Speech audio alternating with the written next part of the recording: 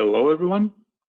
Nice to meet you here at our webinar at One Click Factory webinar, What's New in Business Central 2020 Release Wave 2. So I am a few words about myself. I'm Igor and I work at One Click Factory for around three years, mostly with ready-to-go initiatives with different partners. So basically getting partners ready to get to the app source, to all the new technologies, including KL and latest Business Central versions. So let's have a short overview of today's agenda. In the beginning, I would like to overview a few minor improvements. Well, maybe they are minor, but I think it's worth mentioning. Then I'm going to discuss, to present various improvements around storage and monitoring possibilities and seamless service and the power of the telemetry that is included in newest releases. Also, we will have a few more demos around application enhancements. I will also give you some information about how One Click Factory can help you with upgrade to the latest Business Central version. And of course, we will have a short Q&A session.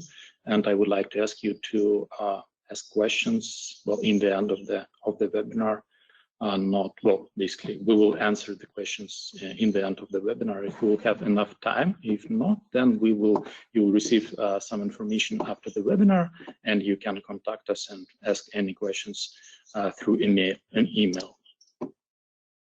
Okay, so let's jump straight into some short demo, during which I would like to present you features you see on your screen. So basically, I would like to introduce some improvements around role centers, and this actually would need this would be a call to action for the partners, because you should go deeper and read about these changes, because you might need to include some changes into your permission sets to so the new role centers would work properly. Then I would like to introduce you some new features around feature management page, and also scheduling the data upgrade. Well, it's basically scheduling any feature update or enabling or disabling different features. I would like to introduce a feature called a feature meant to help you to work with vendors and employees and convert them from your contacts to actual vendors or employees when needed. Also, some small improvements around, well, basically how Microsoft is trying to protect users from doing something wrong with some very simple, but I think very efficient ways. And also, I will introduce you the new retention policies that you can use in your environments to let's say in different scenarios. So let's start with the role centers, and we'll jump to, I will switch screens to actual Business Central environment. Okay, so yeah. So first of all, I have this is the demo environment that is real SaaS environment, but while not all the features are available already in SaaS, and Microsoft said that they will be available, let's say, in next minor or maybe one or two next minors. So I'm using the master image to showcase some of the features, but not all, because some of them are already available. Also, I have an admin center right here. So basically, this is more or less real life examples, well, setup you usually have. So to talk a few words about role centers. So let's go to the available role centers, and you will notice that you will notice that you will notice that there are much less available roles right now. Before you had maybe around 60 or 70 entries here, but now basically what Microsoft has done is centralized and unified most of the role centers, and you can read a little bit more about the actual changes in Microsoft documentation. But basically Microsoft excluded all the navigation-only role centers from available actual role centers, not to mistake users. Well, small change, but it was a pretty usual case when users selected, wrong role center that contains only navigation menu. So now, if we would go to all the available role centers,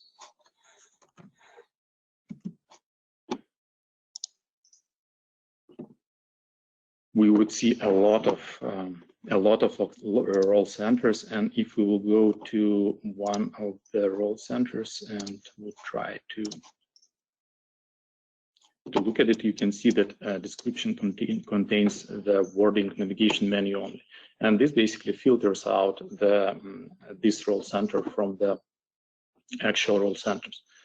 So if you need this kind of role center, so you can also use this method to exclude them from the actual role centers. The next point I would like to show is the feature management page.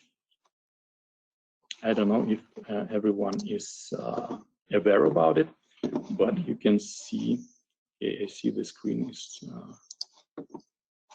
I don't think, yep, the screen is a little bit,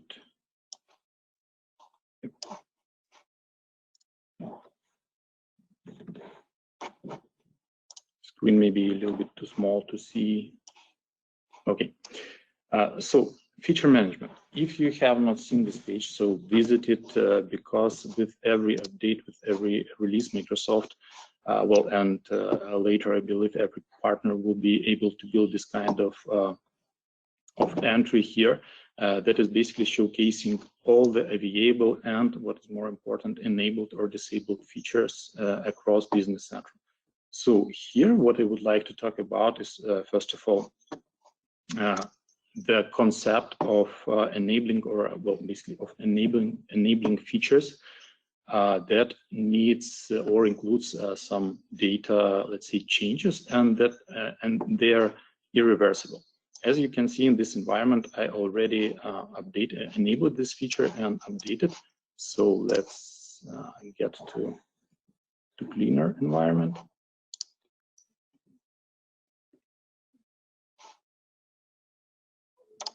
Yeah, and you can see here the feature called write longer item references. Of course, you can go just into the read more section and read more about it, but basically this feature allows you to write longer item references, and this is made with the help of additional tables and basically includes some moving of the data around the system. So when this feature will be enabled, it cannot be just turned off. So and it also includes a data upgrade. So let's try to enable this feature, and as you can see, you can enable it for all users, and also you see status per company, not per system, but per company. So when I will enable this feature, you see that system tells me that this feature.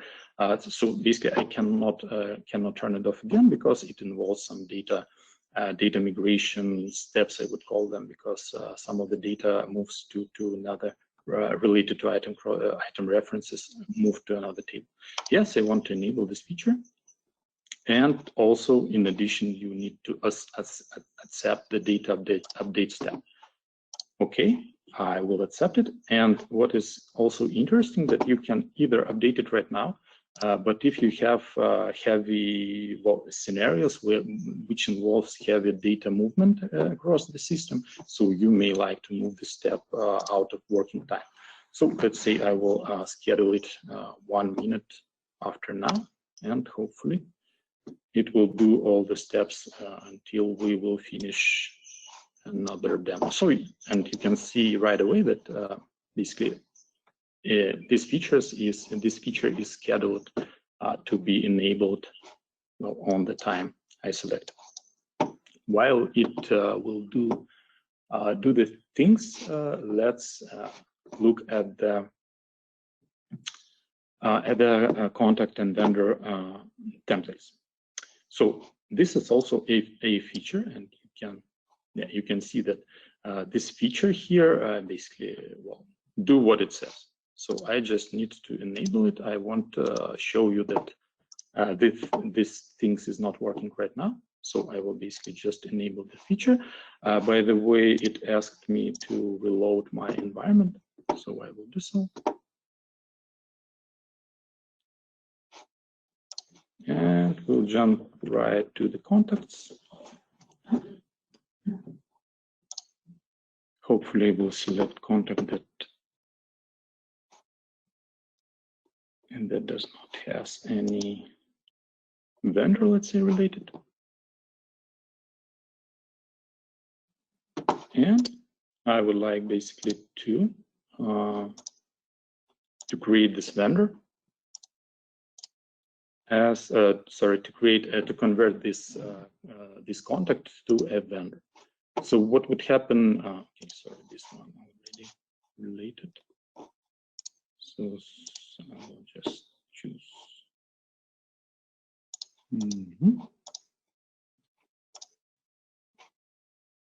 Yeah, and now you can see that before creation, we have a prompt to select a proper template for the new vendor. If we would have this feature enabled, you wouldn't see this template. So basically, this showcases how features can be enabled or disabled through feature management, and also how you can enable feature that is by default is not enabled in Business Central, but you probably already could find it across your tenants. The next short demo is, well, I think we already can get and take a look at our feature management page.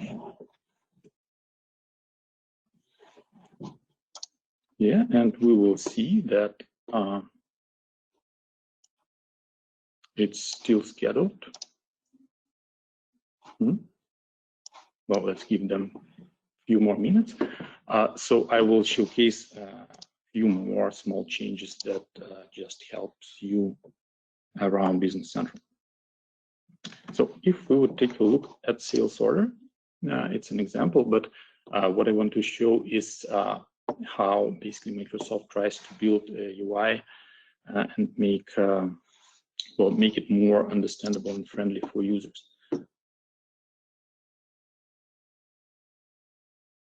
And what we will find in the sales order, it's a very small, but I think it's useful feature.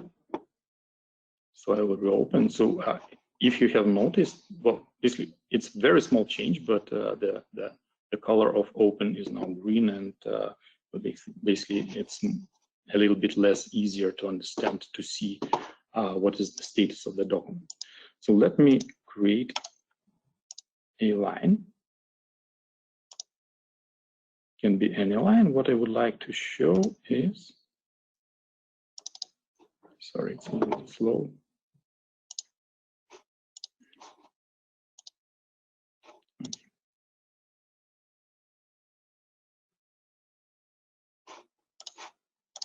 Okay, so let's change the dates.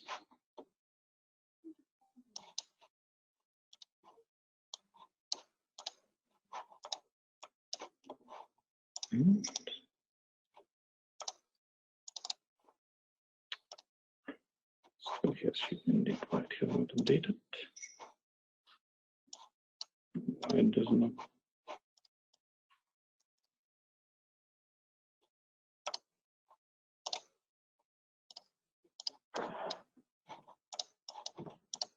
So probably, yeah.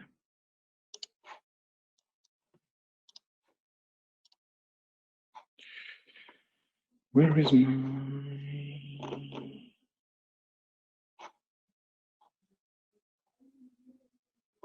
my date? Why?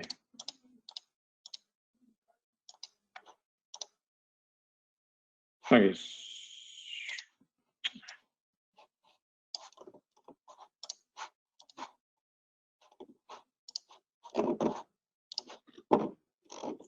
demo effect. Yep, I would like to update lines and continue the demo.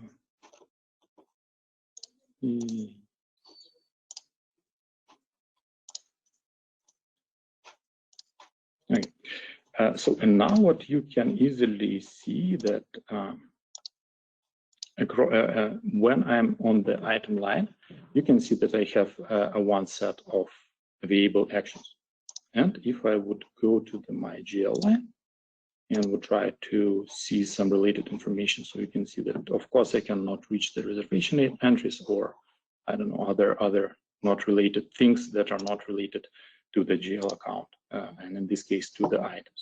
So small change, but it really can help to easily understand how to use the system in the proper way instead of just pressing all the available buttons. Let's try to get back to my feature management, and hopefully it's still scheduled. One reset. So if it won't update itself, well, I don't know why. Maybe it's because I'm on Docker and maybe something is not right, but you can see here on my other environment that yes, you can enable this feature. You can basically schedule the update and it will happen in an automated way in the background. And after enabling this feature, I would of course be able to write a longer item reference. And finally, one more small change that can help you in your daily life is a retention policies. So what you can do with this retention policies tool, so well, I think it can be used both to keep your databases clean or to comply to some of the GDPR maybe requirements, because it's pretty straightforward. You can select any table. Well, of course, it's mostly useful probably for log entries or some historical, historical maybe data that is not that maybe not needed at some point in time. So this, what you can do is define a retention policies, and these policies will be executed in the background, basically keeping your environments clean without any attention from your side. Okay, so this was a short overview of the, as I call them, the small but useful features. I will switch my screen back to the PowerPoint, and I hope you can see. No. Okay. So yeah. So to end this slide, so basically keep in mind that regarding the role centers, you should go through the link you have here and review your permission sets, because you may have problems later if they won't be adjusted. Okay, another set of improvements that you actually can try and just write out of the box to maybe make your systems a little bit faster. And I think it's pretty interesting change is that some of the reports, Microsoft has changed some of the reports database access intent to read-only. So what does it mean? Is basically it means that data for the report will be pulled from the replica. From the read-only replica, it's basically a copy, copy of your data that sits somewhere on Microsoft premises. You cannot access it, of course, directly. But yeah, with Microsoft allows you to control, do you like the intent of the reports, and not only standard reports, but also your own reports to control the access. So basically, if you will change any report to read-only, it will read data from replicas without loading your live environments. And but keep in mind that this data may be up to 24 hours lag for up to 24 hours. So if this is some kind of operational data, so probably this won't help you. But for reports that doesn't need it, I think it can really help you. The next thing that you can try, and if you are using manufacturing in Business Central, so what you can do is try to enable basically Microsoft created a more efficient way of optimizing the low-level code calculation. So I cannot go deep into details because I'm not sure what exactly was changed, but you can try it out and see if it helps you with your low-level code calculations. And finally, you can disable, well, actually by default, for new tenants, Microsoft will do this by default. Basically, integration management will be disabled by default. You can do it through feature management that we were visiting. And this can also help you to improve performance of tenants, because sometimes in the integration management has some overhead in the performance. So, and this is, as you can see, this is fully controllable by you, and you can try it out. What is another topic that is usually may not be so clear for all the partners or customers is actually storage. And I wanted to, maybe I forgot to mention that we are currently, well, I'm currently talking only about SaaS environments without on-premise in mind. But foreseeing some questions, I think most of the features are available in the on-premises, but of course, this storage limitations is only applicable for SaaS environments. So this is a slide that basically explains the situation with the storage and what you get, and how you can expand your storage or even performance inside. So first of all, you probably everyone already knows that we have 80 gigabytes across all environments, but keep in mind that it including production and sandboxes, not only your production environments. And here, after this slide, I will open my admin center and show you a few useful links, a few useful locations to get overview of your system. Also, you can purchase unlimited number of additional environments, production environments through CSP partner, or if you are a CSP partner. And together with every additional environment, you have a 4 gigabytes tenant-wide database capacity, and plus 3 additional sandboxes. So basically, with 2 environments, you would have 84 gigabytes and 6, I think, additional sandboxes. And what is, well, maybe it's not completely new, but at some point in time, it became possible to spin up basically virtually any localization on this through the same admin center, and create any combination of sandboxes and production environments, and access them through a single point in admin center. Also you can not only through admin center, but also you can take a look at the table information and usage straight in the business center.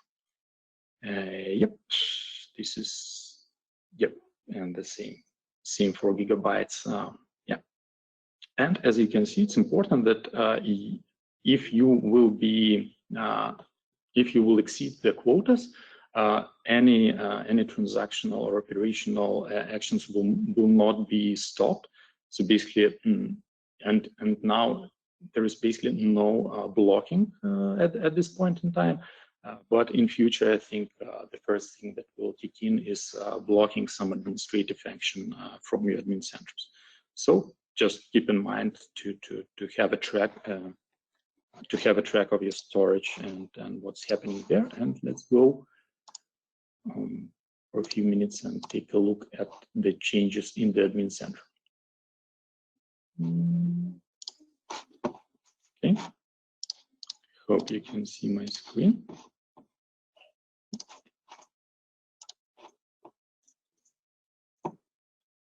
This is, by the way, also a demo environment. It's not live, so you can spin, well, basically anyone can spin this kind of full Business Central environments, even with Power Apps, Power BI, and so on, for free and for 90 days at least. So as you can see, I have, well, one production environment here and one sandbox environment. I can create very easily additional environment with just few clicks and hopefully a few clicks. Yeah, any name, and as you can see, I cannot have additional production environment, but I can still create a sandbox environment. I can use it as a copy of my production environment. And by the way, this can be useful in this scenario when you need to go back to some point in time. So basically, well, it's another option enabled by Microsoft that you can now go to 30 days back in time, and you can basically recover your environment, take a look at it, and if it fits, everything is okay there. So you just rename your old production environment to something not to be used, and just rename the backup that was restored and have a, well, restored production environment. But I don't think, well, I don't think anyone should think about needing a backup. Hopefully you won't need it. So, and as you can see, well, just with few clicks I can create United States US environment right here and have it together with my other environments. So what is interesting here regarding capacity? So it's just an well, some moves were made in the UI of the admin center, and you can find the capacity tab that gives you well, information about usage, the capacity usage, and basically different quotas. And as mentioned, I don't know if it works. Yeah. I can go into the list of my actual environment, to the list of the tables of my actual environments, and see the, well, usage information.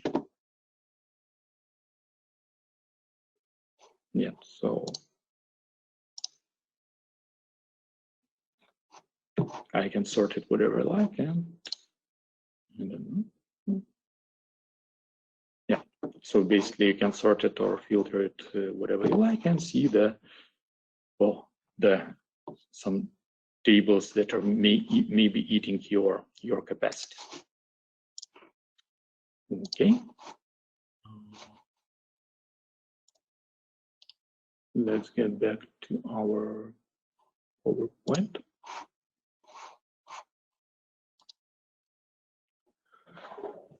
Also, this is something that I was not sure how to classify it properly, but I think it comes, well, at least the second point comes to also to the performance. So basically, I think you have heard or read information that adding multiple or even single or one or two or three table extensions may well have a huge impact on the performance of your environment. So I think Microsoft also have read these blocks and know the problem. So what they have done, so they're playing around with basically on-demand joining of companion tables. So if system sees or thinks that some data from the extensions is not needed in the query, so they won't join the table, the extension table, and this actually brings real performance improvements to the system. And another thing that is happening, well, that can be controlled by developers, or by users, is the maximum report times, well, maximum times that report can run. So now Microsoft is expecting have basically a soft limits that may at some point convert to hard limits. I think it's 6 hours right now. The soft limit is 6 hours in the version 17. But well, the goal of Microsoft is so every report or any report should end in 1 hour. And this is also monitored by Microsoft, yeah, if there will be a lot of reports that is running more than 1 hour, let's see, 6, 5 or more hours, Microsoft will definitely take a look at the situation. This can be controlled both by system administrators. You can even have a hard limit.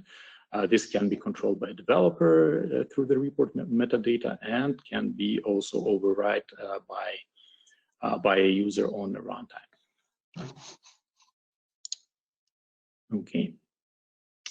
So this is companion slide, and another big, I think another big topic is this have not been yet implemented, but I think it will have pretty huge, well, huge or not, I cannot say it, but I think it will have a reasonable impact on the performance of all the tenants. So Microsoft is, I will not wait for, I will show you just all arrows. So basically, this is what Microsoft is working on. I won't go very deep into the details, but you just keep in mind that Microsoft is implementing SQL compression, and they see that it's really helpful in different scenarios.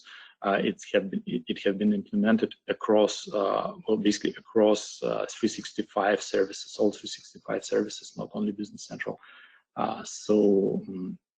This is just another tool that already works elsewhere and will be applied to Business Central. Also, the methods like log file managements, well, some alerts on rapid database growth. So if something is going wrong, Microsoft will basically tell you about it without any additional setup from your side. And what is really interesting here is attachments that will be stored out of your actual storage, well, outside your database storage. So and this there is not a lot of details about this feature yet, but basically what it will do is store blob attachments in the cheaper storage tier. If it will be monetized somehow or not, I'm not sure. I think not. But this will allow to, without any even input from partners, Microsoft will offload the database and the database storage, and will move all the, well, let's see, attachments outside this to some maybe lower tier storage that will allow, of course, to reduce the price and to store even more information or files in your tenants without any additional, cloud storage and so on and so on. And also archiving that, well, basically, it's another point where investments are planned, and so without efforts from partners, Microsoft will introduce tools, archiving tools that will allow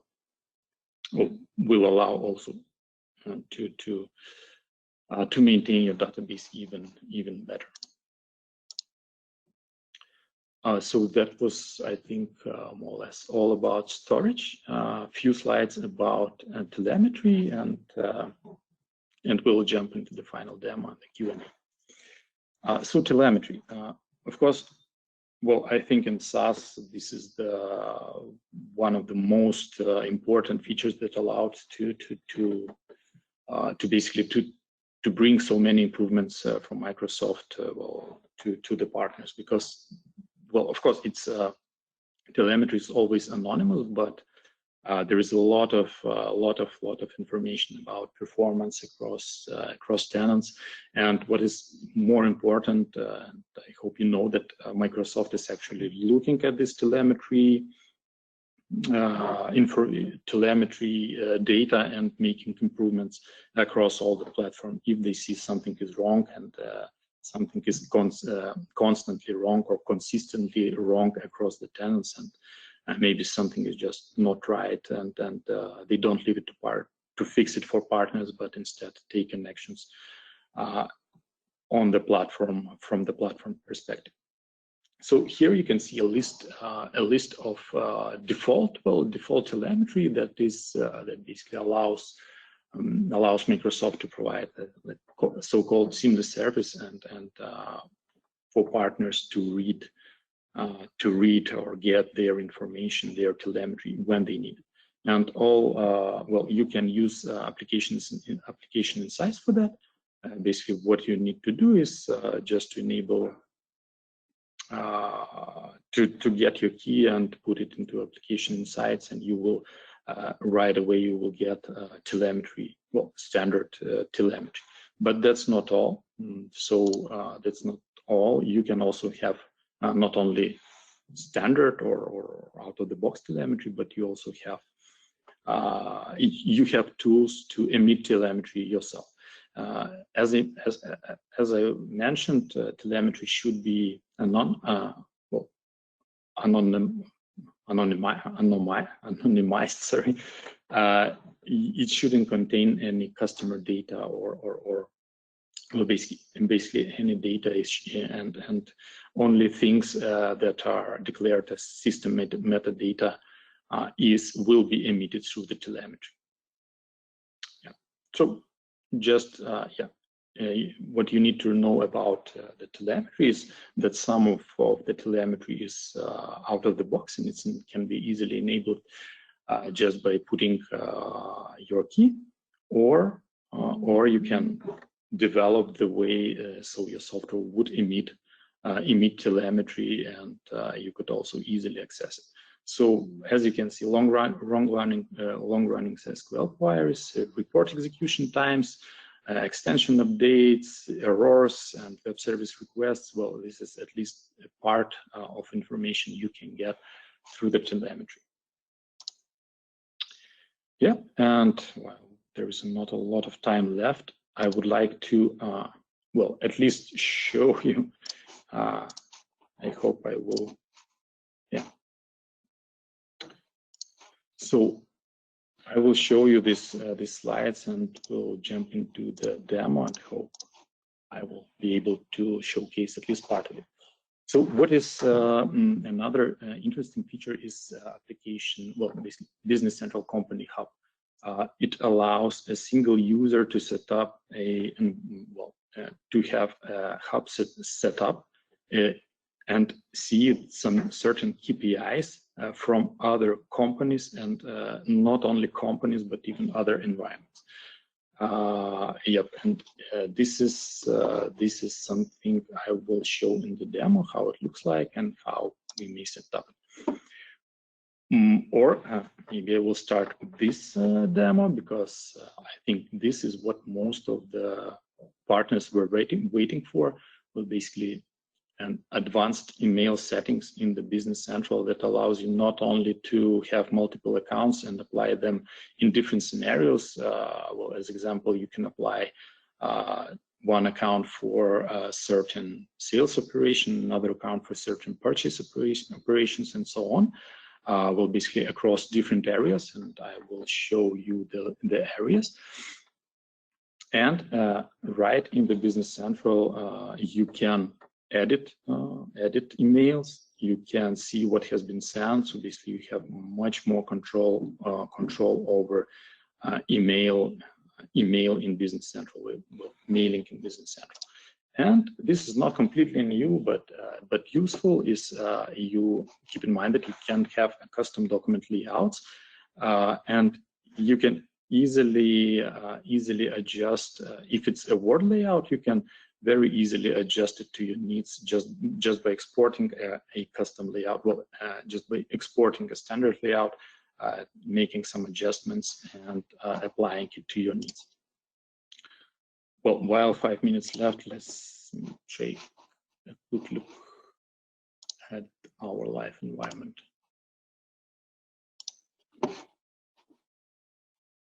Okay, so emails, I will show them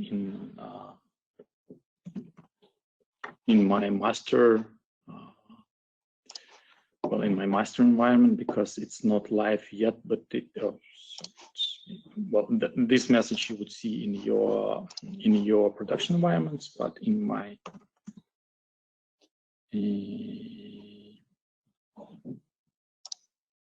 in my master environment, you can see that I can have basically unlimited amount of email accounts.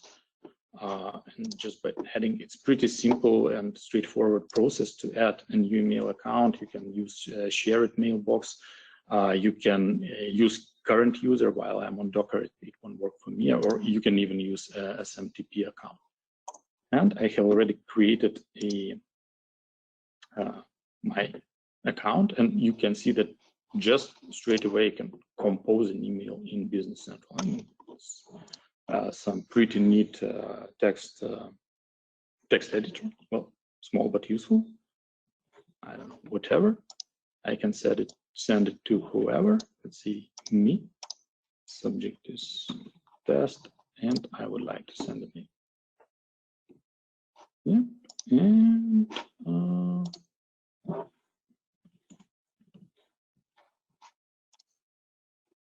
and you can see right away that well, this was a test sometime before, and now this is my test that have been sent out straight away from Business Central. But that's not all. This is not. No,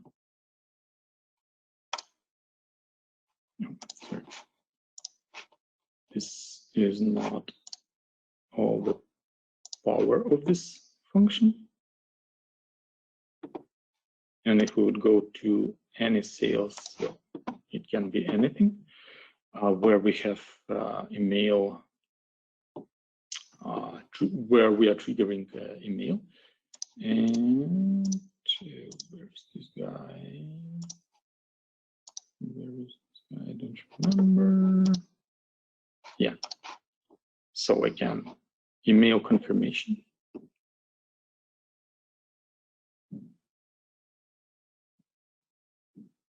Takes some time, but it should work.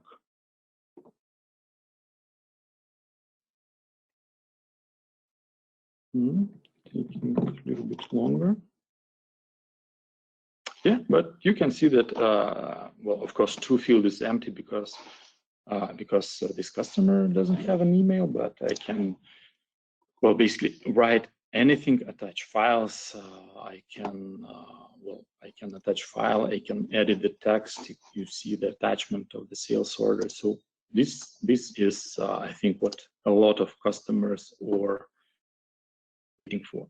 And as mentioned, it's yeah, I can keep it even in my outbox or discard. And as I mentioned, there is a setup to use to apply different accounts to different scenarios, to different business scenarios. So if you have, let's say, 2 shared accounts for sales and for purchases, you can easily apply these accounts on different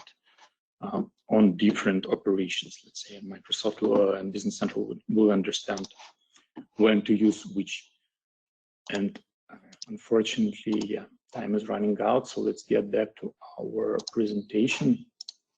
You can try these 2 functions by your own, just by getting to the company hub, or to try to find custom document layouts and export them, edit them, and import them back. And it's easy as that to make some simple adjustments to report layout. And finally, what is probably important for everyone is how to get the latest version, how to upgrade what you have to latest version. And we actually invite everyone to try out our free upgrade analyzer. It's free. It's available 24/7 on our site on oneclickfactory.com. You will get more information, a white paper about it after the webinar. And what you need is basically to provide FOB file, most usually, probably, because maybe not a lot of partners will have an LLC solution yet, but it's also possible. So basically, by providing us an FOB file, we do provide you a fixed price proposal for your upgrade in up to 5 business days. And what is even more important, I think, that you can easily choose the right option for you. Because as you can see, we have a set of options to go to SaaS, straight to SaaS. We have a slightly different set of options to go to upgrade on premises. Well, basically 5 upgrade options, but in every option have even deeper adjustment settings. So again, for free, you can play around with it, and I think in up to 5 business days, you can get a fixed price quote for any project, for any upgrade project you have in your backlog. So almost on time. Sorry that not all demos was available. And if you have any questions, I will probably receive them.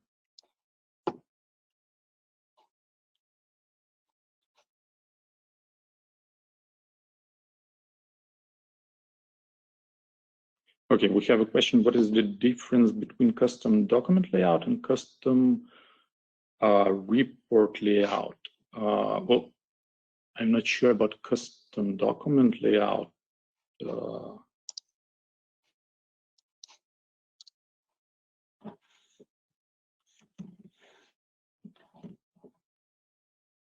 I'm not sure about the exact point.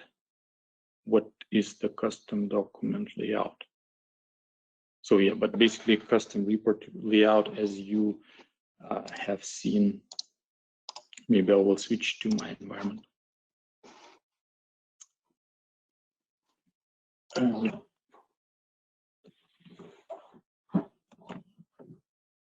So to understand the concept of custom report layout, so you can just take a look.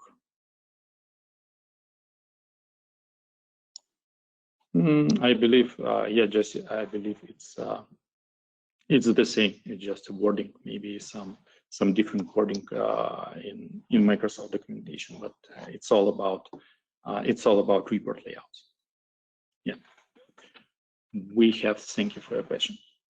We have another question from Klaus here. Is this custom report layout available in on-prem or only in Azure? Just small remark that it's not what we have. Business Central SaaS, we cannot, let's say, call it Azure, because I think nowadays Azure, it's where we would call our self, let's say, hosted Azure maybe environment.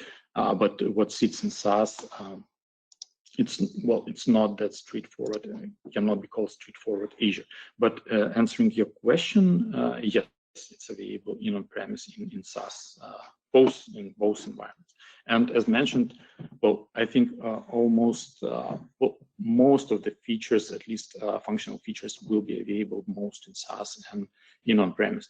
Of course, some platform improvements it may not be that easy to implement all the platform improvements in on-premises from my Microsoft side. So I think SaaS, as was said, SaaS first, but things will be landing to on-premises sooner or later.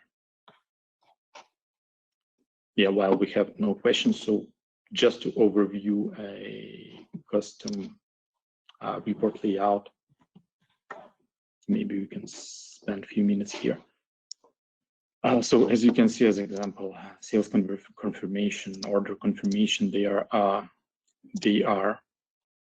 either are DLC layouts built in, either word layout built in, or custom layout. So if I would have a custom layout, I don't have it in my, let's switch to this environment. Yeah, and I see another question. But just one second, I will.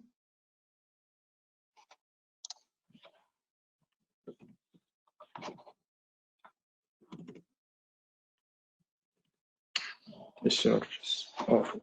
Okay, sales confirmation.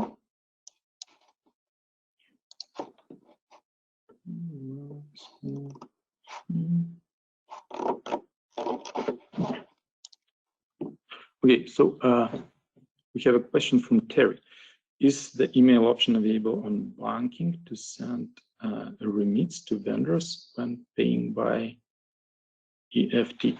So this email, well, this email functionality, it's not available yet in 70.0. Well, I was able to get it only in master yet, though it was widely presented through EMEA, and it has various. Well, basically, this email concept, it will be applied across the all platform, but scenarios. Okay, let's take a look at one place here. How it called scenarios.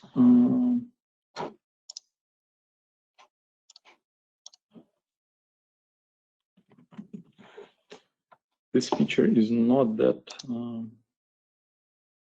while it's not widely available. Yeah, we have an email scenarios, and you can see a list of currently available scenarios.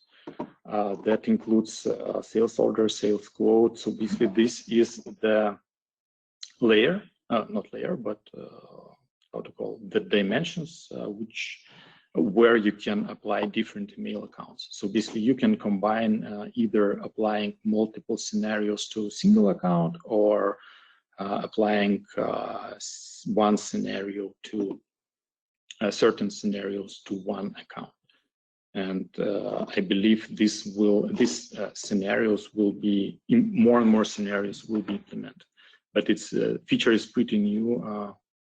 And not publicly available. But I think it will be coming in very few releases, even minor releases, I think. And you can, well, basically everyone will be able to play around with it.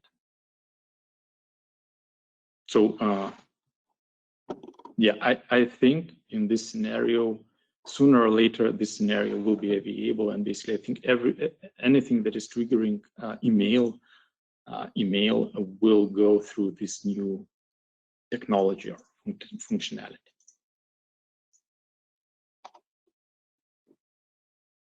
Thank you for your question. Oh, sorry, Christian.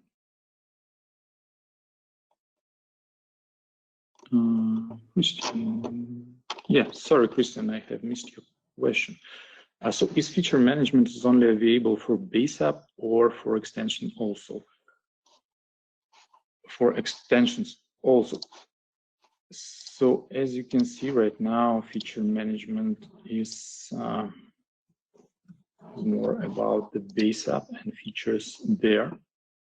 But I think the framework itself, I think it should be enabled at some point in time for partners to implement. Right now, I cannot say you. Maybe even now it's possible to reuse this concept. Yeah, but I have not looked that deep into it, and I haven't heard exact news. But I think the concept itself, I wouldn't see why Microsoft wouldn't enable it for custom development also, because the functionality itself, I think it's awesome, and everyone would like to have this kind of functionality, control in the SaaS world, so to give more control to end customers and through this feature management. So I don't see a reason. Well, I'm not Microsoft, but I don't see the reason not to implement it, but maybe in the later stages. But I will take a look. Maybe it's even possible to do it right now. Haven't gone that deep into.